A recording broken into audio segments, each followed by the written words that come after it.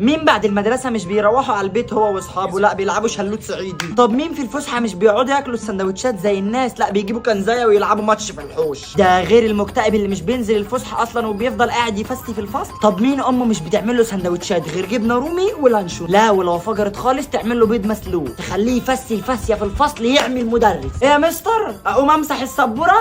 لا انا ما بقومش، همسحها لك من مكاني. طب مين امه وهي بتصحيه المدرسه بتقول له قوم يا واد اتاخرت الساعه 8:30 وهي اصلا 5 الفجر؟ ده غير اللي بتقول له يعني مش هتقوم؟ طيب انا هنادي لك ابوك. هو فين؟ ما تصحى يا ابني. يا ابويا انا جاهز وكل حاجه زي الفل، صباحك زي العسل.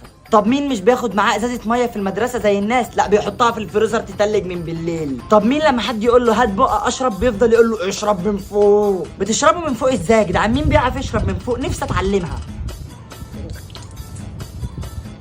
لو لقيت نفسك في الفيديو اعمل